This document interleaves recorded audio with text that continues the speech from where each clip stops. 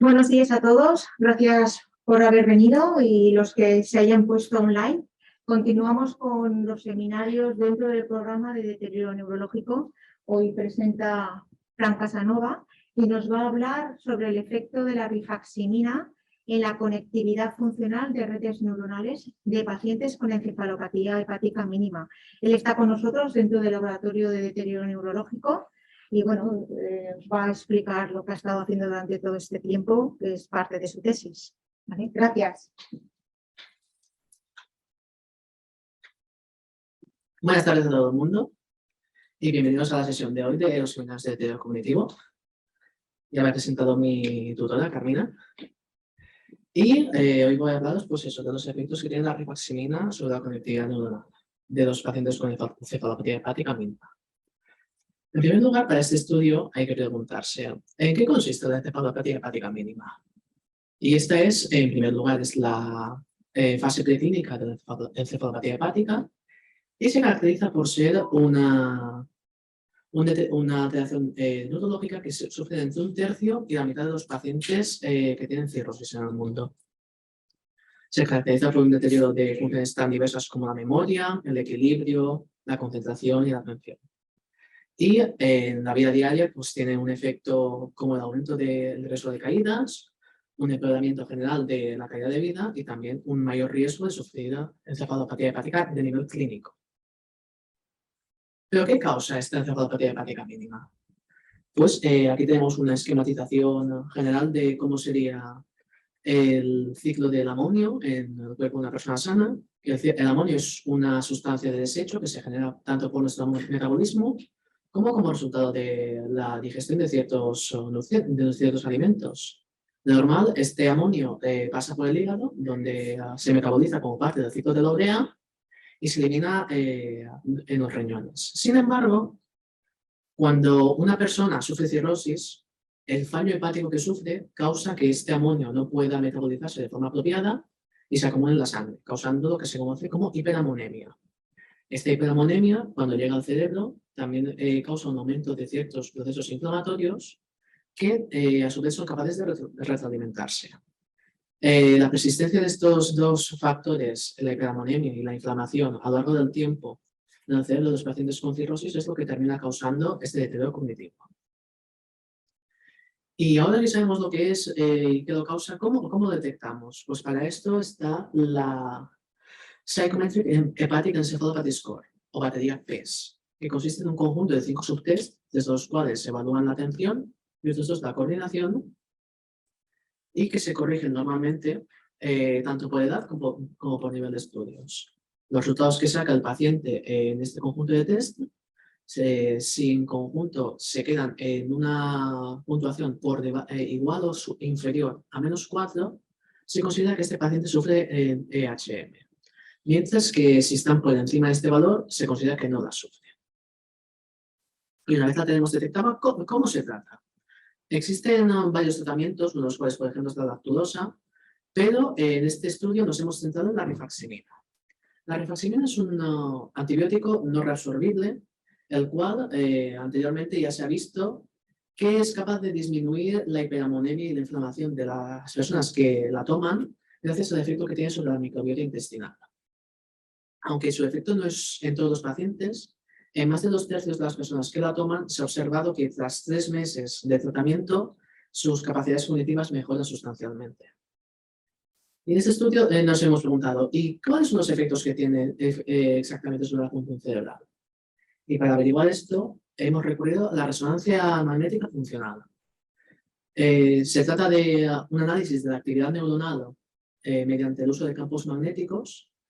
Y existen dos tipos principales. La resonancia magnética con tareas, en las cuales durante el estudio, durante la sesión, se le pide al paciente que esté realizando algo en particular o pensando en algo en particular. Y también en reposo, en la cual se le pide específicamente que esté dentro de la máquina y no piense ni haga nada en específico. Este es el tipo en el que nos hemos centrado en este estudio. Pero ¿cómo funciona exactamente esta toma de imágenes? Vale, para ello aquí tenemos una esquematización bastante rudimentaria del tejido nervioso, la barrera hematoencefálica que lo separa del torrente sanguíneo. normal, como cualquier otro tejido. Este tiene un requerimiento metabólico de energía que le va aportando la sangre. Pero cuando cierta región del cerebro recibe un estímulo eléctrico que debe transmitir, que debe procesar, este requerimiento metabólico aumenta durante un instante. Esto hace que el cuerpo responda aumentando el aporte de oxígeno en esta región. Esto causa lo que se conoce como Blood Oxygenation Level Dependent Effect, o efecto BOD, en el cual lo que se ha observado es que la hemoglobina de la sangre oxigenada tiene una señal magnética ligeramente distinta a la de la hemoglobina sin oxigenar. Esto causa que cuando se activa una región cerebral, el aumento de oxigenación en esa área se detecta magnéticamente por un aumento de señal. Indirectamente estamos viendo dónde se está activando el cerebro. Sabiendo esto, ¿cuáles son los objetivos que nos hemos planteado en este estudio? En primer lugar, estudiar los efectos que pueda tener el tratamiento con rifaximirina sobre la función cerebral de los pacientes con EHM. Estudiar también las diferencias que pueda tener este efecto del tratamiento según el tipo de respuesta que tenga el paciente, si es uno de estos pacientes que responden o de los que se ha visto que no llegan a responder a la rifaximirina. Y también detectar si entre estos pacientes que van a responder o que no van a responder al tratamiento existe alguna diferencia preexistente. Finalmente, a partir de todo esto que se detecta, lo ideal sería también poder relacionarlo con los cambios que se observan tanto a nivel cognitivo como a nivel inflamatorio en los pacientes de tratamiento. ¿Y cómo hemos llevado todo esto a cabo? En primer lugar, se llevó a cabo un reclutamiento de pacientes en los servicios de medicina digestiva de los hospitales clínicos y de la Arnaldo de Vilanova de equivalencia, en el cual se reclutaron 23 controles sanos y 53 pacientes con cirrosis. Estos 53 pacientes fueron evaluados usando la batería PES para ver si sufrían o no EHM y se separaron en 22 pacientes que no la tenían y 31 pacientes que sí. Estos 22 pacientes sin EHM se desestimaban para este estudio. Bueno, también comentar que además de esta evaluación, tanto a los pacientes como a los controles se les sacaban muestras de sangre para ver su estado, cómo estaban a nivel inflamatorio, y se llevó a cabo una evaluación psicométrica completa con otros test psicométricos, además de la batería PES. Tras separarlos en pacientes con EHM y sin EHM, los que se quedaban en el estudio, a estos se les llevó a cabo una primera sesión de toma de imágenes de resonancia magnética. Debido a problemas con el movimiento de los pacientes o algún problema de la señal, 3 pacientes y un control del estudio fueron desestimados de aquí porque no había imágenes pues eso, con buena calidad. Y nos quedamos con 22 controles sanos y 28 pacientes con EHM. De estos pacientes, 6 de ellos no siguieron con el estudio, no quisieron seguir con el seguimiento a lo largo del tiempo, así que nos quedamos con 22 pacientes con EHM que seguían un tratamiento con rifaximirina. Este tratamiento consistió en tomar 1,2 gramos de rifaximirina al día durante unos 6 meses. Durante estos 6 meses de seguimiento de los pacientes, otros 4, debido a un abandono del tratamiento o también cuando terminó a una imposibilidad para llevar a cabo una nueva entrevista de forma eficaz o tomar esta imagen bien, 4 de estos pacientes, por cualquiera de estos problemas, se cayeron también del estudio y nos quedamos con 18 pacientes con EHM que habían seguido eficazmente el tratamiento y habíamos podido entrevistarles de nuevo y tomar una segunda imagen. Estos pacientes se separaban en pacientes que respondían y que no respondían al tratamiento, responden y no responden, según un criterio que consistía en que hubiesen llegado a un estado cognitivo coherente con el de un paciente sin EHM, es decir, una puntuación en la batería PES por encima de -4, o, aunque no llegaran hasta aquí, que hubiesen aumentado su puntuación en 5 puntos o más. Esto nos dejó con 13 pacientes considerados responden y 5 pacientes no responden. Además de esta evaluación, también se llevó a cabo una nueva toma de muestras de sangre, la toma de imágenes de resonancia magnética y una evaluación cognitiva completa. Esto nos deja con un total de 22 controles sanos, 13 pacientes responden con información tanto antes como después del tratamiento y 5 pacientes no responden con información también antes y después del tratamiento. Para tomar las imágenes de resonancia magnética se usó un modelo Philips Achieva CST y se tomaron una imagen estructural de referencia de cada paciente y una secuencia de 150 imágenes funcionales a lo largo de una sesión de 5 minutos. Y ahora es cuando viene el meollo de este estudio, que es el procesamiento de las imágenes, que me he tomado la libertad también de explicarlo de una forma más extensa, porque es un proceso un poco complejo.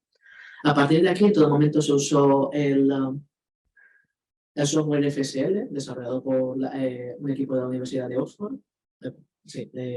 para el análisis específicamente de resonancias magnéticas. Y se siguieron los siguientes pasos que voy a ir describiendo. En primer lugar, de la secuencia de 150 imágenes que tenemos de cada paciente, se eliminaron las 10 primeras, porque por movimientos de adaptación del paciente a la máquina o por una saturación de señal inicial, estas suelen tener muchas alteraciones, así que directamente se eliminan y nos quedamos con 140. Luego se lleva a cabo una corrección de movimiento, porque aunque el paciente esté muy quieto, ya solo por el latido del corazón, por la respiración, ya hay pequeños movimientos que el programa debe corregir. Luego se lleva a cabo una extracción del tejido cerebral, porque en la imagen que tomamos tenemos el cerebro, el cráneo, la piel y todas las capas que hay ahí. Así que el programa le interesa quedarse solamente con el tejido neuronal. Luego se lleva a cabo una corrección temporal, en la cual, claro, la máquina de resonancia magnética no toma la imagen de golpe, el bloque entero, sino que hace un loncheado rápido en el que va tomando la imagen en distintas capas. Esto, aunque sea muy rápido, causa un cierto desfase temporal que el programa también debe corregir. Y, en último lugar, se llevó a cabo una corrección de la señal, haciendo un filtrado, se llama filtrado paso alto, en el cual toda señal dentro de la imagen que oscilase cada más de 100 segundos, al ser tan lenta, esto se ha visto en estudios previos que muy raramente está asociado con ninguna señal neuronal, así que directamente se filtra. Una vez tenemos todos los cerebros ya corregidos y filtrados, lo que se hace es adaptarlos a espacio estándar. Es decir, aunque estemos mirando siempre el cerebro, cada cerebro tiene una forma distinta, cada paciente está en una posición ligeramente distinta dentro de la máquina, y esto hace que en su estado actual los cerebros no sean comparables los unos con los otros. Para ello se adaptan a lo que se llama espacio estándar MNI 152, que es este cerebro de aquí abajo, que es un cerebro artificial creado aposta para este tipo de procesos, en el cual conseguimos que todos los cerebros de todos los pacientes tengan las mismas proporciones y el mismo posicionamiento y coordenadas. Así, al estar todos en la misma posición y ser todos idénticos, ya son comparables. Una vez tenemos todos los cerebros comparables, filtrados, depurados y todo, llevamos a cabo lo que se conoce como un análisis de componentes independientes. Y para esto voy a mostraros un pequeño ejemplo. Imaginaos que tenemos una radio que está sintonizada de una manera en la que escuchamos muchas interferencias. De vez en cuando se distingue algo, pero hay mucho ruido, mucho mareo y es imposible saber qué está diciendo la gente de la emisora. Con un análisis de componentes independientes, lo que es capaz este tipo de análisis de hacer es separar todas las señales que hay aquí mezcladas en distintas señales independientes, coherentes y claramente diferenciadas. Nosotros, en cada uno de los píxeles de cada uno de estos cerebros, llevamos a cabo este mismo proceso. Tenemos una señal que es todo mezclado y este tipo de análisis es capaz de separarla en las distintas señales que hay a lo largo del cerebro. Y obtenemos una serie de mapas, como son estos que podemos ver aquí abajo, donde cada una de las señales se observa en qué partes del cerebro son más intensas y menos intensas. Hay que tener en cuenta, como se ve aquí, que todas las señales que registramos, aunque sea con menor intensidad, están presentes en todo el cerebro. Finalmente, todos los pacientes teniendo todas estas señales diferenciadas ya, llevamos a cabo una eliminación de ruido, en el cual pues, el programa también se encarga de buscar qué señales que hemos detectado y separado tienen un patrón, una frecuencia, una distribución espacial que se corresponde con algo que solamente sea ruido como el latido del corazón, la circulación de la propia sangre, la respiración, cualquier cosa que no tenga que ver directamente con la función neuronal. Esto nos deja con cada paciente, con un fichero, una carpeta en la que tenemos las distintas señales de ese paciente, ya depuradas, filtradas y aisladas. Y ahora cuando pasamos a la parte del análisis de la imagen, también realizado con software FSL, en el cual tenemos aquí pues, los ficheros cada uno de un paciente. Esta vez lo que queremos es coger los componentes independientes de cada uno de los pacientes y mezclarlos para que el programa nos muestre qué componentes se encuentran presentes en el conjunto de la muestra y podemos usar para realizar un análisis de la misma que podamos comparar. Tenemos pues también aquí varios componentes con varias distribuciones y esto de forma bastante directa lo que se puede hacer es mediante simplemente visualización se le pide al programa que limite la intensidad mínima de cada una de estas señales para ver la distribución espacial de la misma.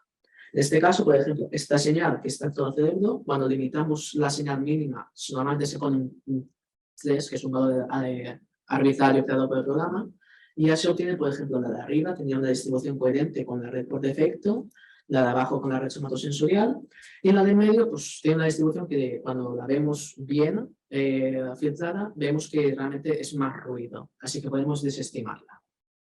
Esto nos deja con un conjunto de componentes que sabemos, porque lo ha sacado el programa de coger a todos los pacientes, sabemos que tienen una distribución, una presencia coherente en la muestra de estudio. Y en este estudio nos quedamos con estas 13 redes neuronales.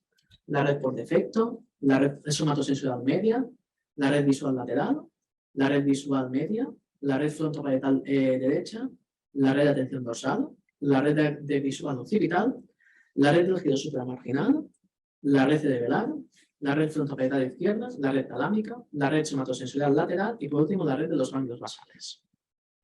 De estas 13 redes neuronales podemos ahora hacer análisis estadísticos, cogiendo estas y viendo los cambios que sufren en la muestra. ¿Y cuáles son los análisis que podemos llevar a cabo? En primer lugar estaría el análisis de la conectividad intrarredes, en el cual cogemos mismamente la red somatosensorial media y queremos ver en cada grupo de estudio si hay alteraciones en la intensidad, en la distribución, en alguna región del espacio de esta red. Este sería el primer tipo de análisis que podemos llevar a cabo. El segundo que podemos llevar a cabo es el análisis de la conectividad entre redes, en el cual vemos la relación entre la señal de una red y de otra y buscamos qué cambios puede haber habido. En este caso, cogemos una primera red que tiene una señal como la que podemos ver a la izquierda y miramos cuál es su correlación con la señal de otras dos redes. Cuando más similares sean, ya sea porque evolucionan de forma coordinada u opuesta, presentará una correlación mayor, mientras que cuando más distintas e independientes sean sus señales, menos sea su correlación, más cercana a cero. Así, en este caso, miramos estas correlaciones entre cada par de redes, entre cada par de señales, cómo evolucionan en los distintos grupos de tratamiento. En este caso, como tenemos 13 redes neuronales distintas y miramos las relaciones 2 a 2 de cada una, terminamos obteniendo 78 valores de relación entre redes para cada uno de los pacientes. Y de estos dos tipos de análisis que se puede hacer, ¿qué comparaciones estadísticas hemos hecho? En primer lugar, la más evidente es comparar los pacientes antes y después del tratamiento, independientemente de su nivel de respuesta. Ver si la rifaximirina en conjunto tiene un efecto general en la muestra. En segundo lugar, hemos comparado la evolución de los pacientes que responden con la evolución de los pacientes que no responden para ver en qué casos esta evolución es distinta en cada uno de los grupos, buscando un efecto diferencial de la rifaximirina. Y por último, hemos buscado observar si de forma previa al tratamiento los pacientes que van a responder y los que no van a responder ya tienen alguna diferencia en algunas de sus señales. Esto, tras sacar todos estos análisis y comparaciones, en aquellos casos donde se observen cambios significativos, la idea es correlacionar los valores obtenidos con la evolución cognitiva de los pacientes o su estado inflamatorio. Y llegamos al conjunto de resultados que hemos obtenido en el estudio. En primer lugar, respecto a los test psicométricos y los niveles de las distintas interleuquinas, hemos encontrado, por un lado, cuando analizamos el efecto global de la rifaximirina, incluyendo también los pacientes que no responden, se observa una mejora tanto en la batería PES como en el test de Stroop y el de SDMT, especialmente. Y entre las interleuquinas se observa que prácticamente todas, excepto la CXTL13, también acaban con valores más normales.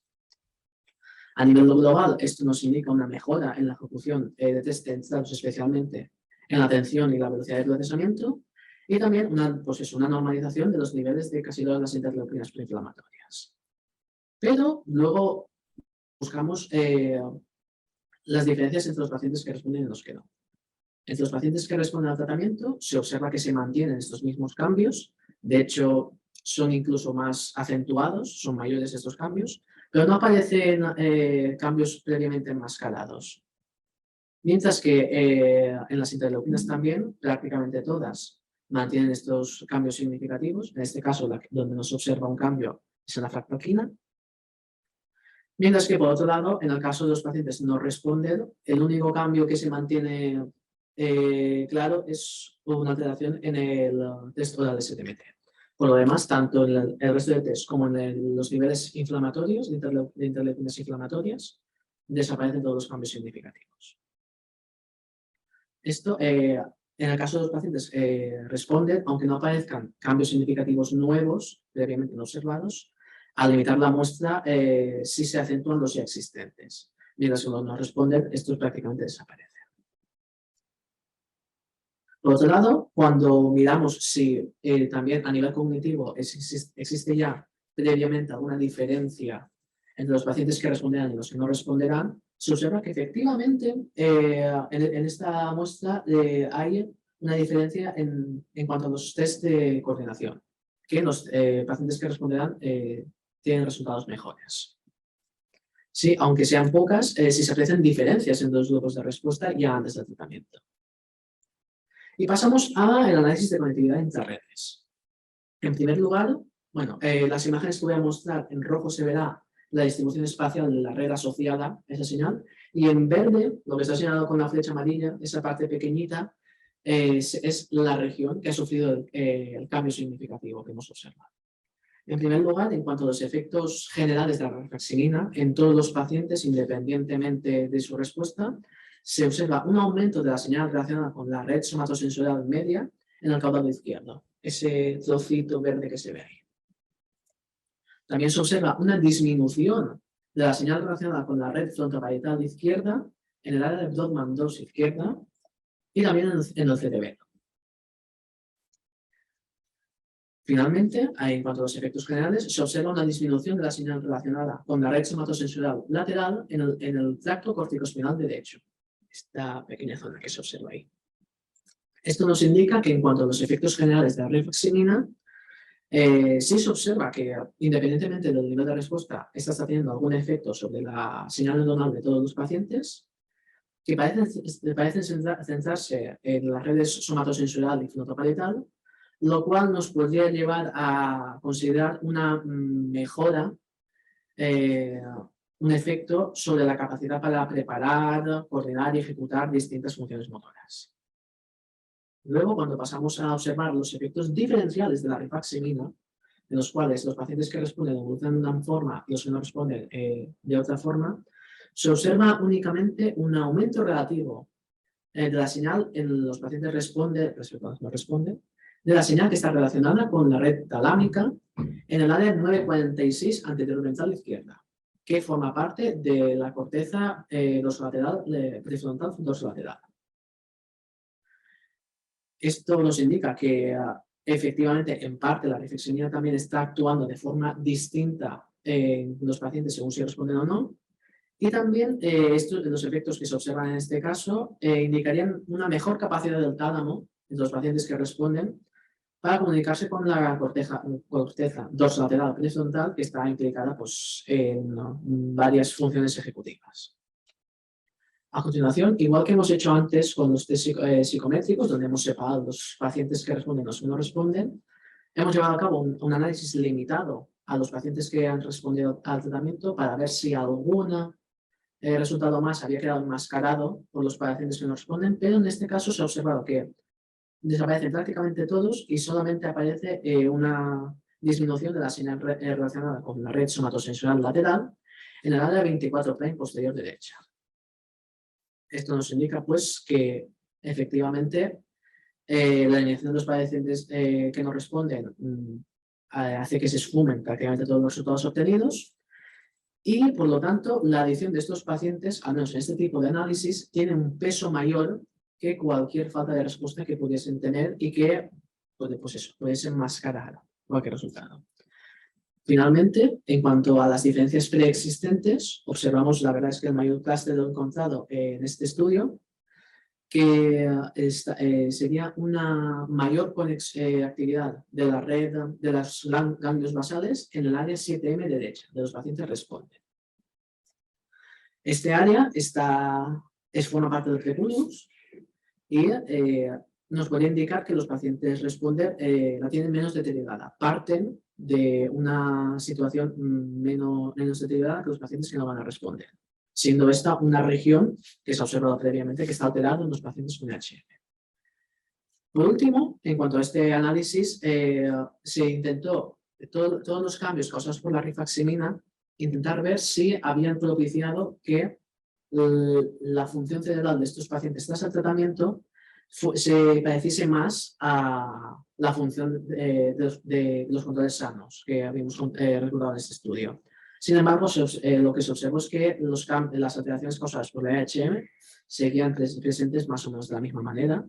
Y bueno, para llevar a cabo esta comparación se tomó como referencia las alteraciones que se habían observado en estudios previos por García et al.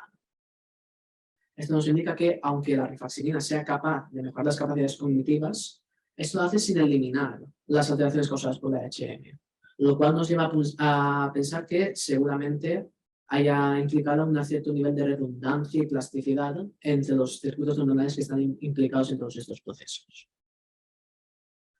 Luego pasamos a la conectividad entre redes, es decir, la relación entre una red y otra, cómo esta relación evoluciona en los distintos grupos de tratamiento. En primer lugar, en cuanto a los efectos generales de la rifaximina, en la conexión entre la red talámica y la red somatosensorial lateral se observa un cambio en el tipo de conexión, pasa de ser ligeramente negativa, la relación entre ambas, a ser ligeramente positiva desde el tratamiento. Este cambio, cuando separamos los pacientes según su grupo de respuesta, las cajas más oscuras serían los pacientes que responden y las más claras los que no responden. Se observa que en los pacientes que responden el cambio sigue siendo significativo, mientras que en los pacientes que no responden deja de serlo. Esto, si tenemos en cuenta las redes implicadas, que son redes que en cuanto al análisis de su señal intrínseca ya han aparecido, ya se ha visto que sufren cambios, y nos indicaría que los cambios que han sufrido no afectan solamente a sí mismas, sino que también a la relación entre ellas. Luego, cuando estudiamos los efectos diferenciales de la rifaximina, es decir, en qué casos la relación evoluciona de forma distinta entre los pacientes que responden y los que no, se observa que en la conexión entre la red frontoparietal derecha y la red vertebral supramarginal hay una disminución desde desde un valor ligeramente negativo hacia uno más positivo entre los pacientes que responden, mientras que los que no responden evolucionan de forma opuesta. Nuevamente, cuando consideramos los grupos de respuesta por separado, los pacientes que responden siguen teniendo un cambio significativo, mientras que los que no responden no. En este caso, se trata de dos redes neuronales que anteriormente no han tenido ninguna alteración significativa en cuanto a su conexión intrínseca, a su actividad intrínseca, con lo cual los cambios en la conexión entre redes, al contrario de lo que hemos visto en el caso justamente anterior, no tienen por qué deberse a un cambio en su actividad propia. Luego también tenemos una alteración similar, un cambio similar a nivel diferencial en la conexión entre la red somatosensorial media, de nuevo, y la red de atención dorsal, en el cual los pacientes que responden pasan de un valor ligeramente positivo a uno más cercano a cero, mientras que los que no responden lo hacen desde un valor ligeramente negativo hacia uno también más cercano a cero. En este caso, nuevamente, los pacientes que responden siguen teniendo un cambio significativo al separarlos. En este caso, claro, la relación entre la red somatosensorial media y la red de atención dorsal nos podría indicar que está con su implicación en la coordinación visoespacial de distintas acciones motoras, se podría relacionar con los cambios que ya se han observado previamente relacionados con la red somatosensorial, aunque la red de atención dorsal no haya sufrido cambios intrínsecos. Luego también, en cuanto a los efectos que son observables solamente cuando se considera por separado a los pacientes responder, es decir, Cuando agrupamos a todos los pacientes juntos, estos cambios dejan de aparecer y tampoco es un cambio en una dirección opuesta entre los dos grupos de estudio. Se observa que la conexión entre la red visual media y la red talámica también pasa de un valor relativamente negativo a uno más cercano a cero. En este caso, aunque la red visual media no esté directamente implicada en procesos cognitivos, sí que podría considerarse que una comunicación más óptima entre esta y el tálamo favorecería la capacidad de transmitir información visual para su procesamiento e interpretación por otras partes del cerebro. Finalmente, como parte de este conjunto de análisis entre redes, al contrario que lo que se ha observado en el análisis de la conectividad intrarredes, donde quizás los pacientes no responden, hacía casi desaparecer los resultados, en este caso, en muchos casos, los pacientes responden, al dejar de considerar a los pacientes no responden, han mantenido la significatividad de sus cambios, lo cual indicaría que el peso en cuanto a su aportación, en este caso no compensa la falta de respuesta que presentan y, por consiguiente, el enmascaramiento de los cambios por parte de los pacientes que no responden. Y bueno, una vez tenemos ya todos estos cambios, tanto a nivel intrarredes como entre redes, pasamos a intentar relacionar los valores obtenidos con los distintos cambios a nivel cognitivo y a nivel inflamatorio, con el análisis de correlación. En primer lugar, en cuanto a la relación con los test psicométricos, todos los cambios causados por la rifaximina a nivel intrarredes, todos ellos se ve que están relacionados tanto con el test oral SDMT como con la batería PES. Y adicionalmente algunos de ellos, como se puede ver, también se relacionan con algunas otras variables consideradas.